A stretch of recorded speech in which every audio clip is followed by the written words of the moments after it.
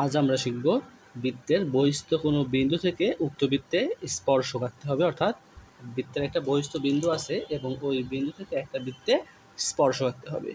তো আমরা প্রথমে কী করব, আমরা প্রথমে আমাদের একটা বৃত্ত অঙ্কন করে নিব। আমরা প্রথমে একটা বৃত্ত অঙ্কন করব। মনে করি আমাদের ও কেন্দ্র বিশিষ্ট একটা বৃত্ত,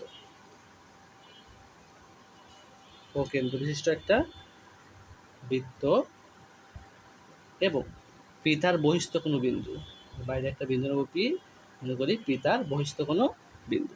তাহলে পি বিন্দু থেকে উক্ত বৃত্তে স্পর্শক আঁকতে হবে। ঠিক আছে, ও কেন্দ্র বিশিষ্ট বৃত্ত এবং পি তার বহিস্থ কোনো বিন্দু, বহিস্থ একটা বিন্দু পি বিন্দু থেকে ও কেন্দ্র বিশিষ্ট বৃত্তে স্পর্শক আঁকতে হবে। তাহলে আমরা প্রথমে কী করব, আমাদের প্রথম কাজ, আমরা বৃত্তের যে বহিস্থ বিন্দু সেই বহিস্থ বিন্দু এবং বৃত্তের কেন্দ্র যোগ করব, ওপি যোগ করি। আচ্ছা, ওপি যোগ করি। এরপর ওপিকে সমদ্বিখণ্ডিত করি, ওপিকে সমদ্বিখণ্ডিত করি। সমদ্বিখণ্ডকের যেই নিয়ম আগামীকাল বলেছি, আজকে আবার বলেছি, দেখো যেই দৈর্ঘ্য থাকবে সেই দৈর্ঘ্যের অর্ধেকের বেশি ব্যাসার্ধ নিয়ে এপাশে একটা বৃত্তচাপ অঙ্কন করতে হবে, এর বিপরীত পাশে একটা বৃত্তচাপ অঙ্কন করতে হবে। সেম ব্যাসার্ধ নিয়ে বিপরীত বিন্দু থেকে, অর্থাৎ অপর বিন্দু থেকে আরেকটা বৃত্তচাপ অঙ্কন করব এবং এখান থেকে আরেকটা বৃত্তচাপ অঙ্কন করে আমরা কি করব, যোগ করব।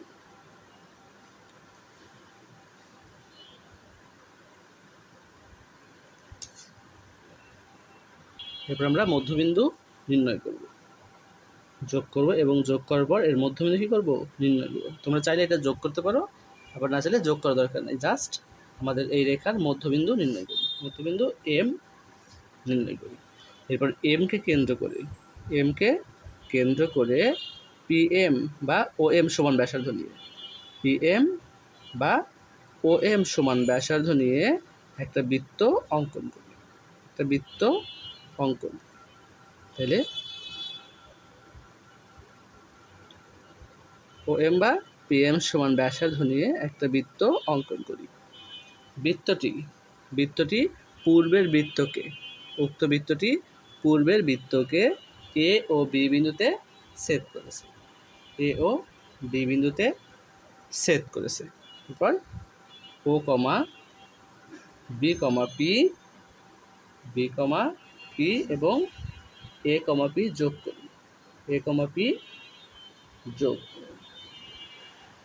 তাহলে এপি অথবা বিপি উদ্দিষ্ট স্পর্শক অঙ্কিত হলো। ওকে, বুঝতে পারছো সবাই? আমি আবার বলতেছি, দেখো অঙ্কনের বিবরণটা।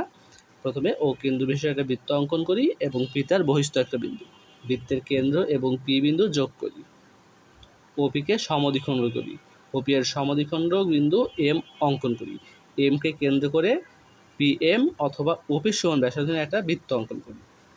উক্ত বৃত্ত আমার আগের বৃত্তকে এ ও বি বিন্দুতে ছেদ করেছে, এ কমা পি এবং বি কমা পি যোগ করি, তাহলে এপি বা বিপি উক্ত বা নির্ণয় স্পর্শক অঙ্কিত হলো।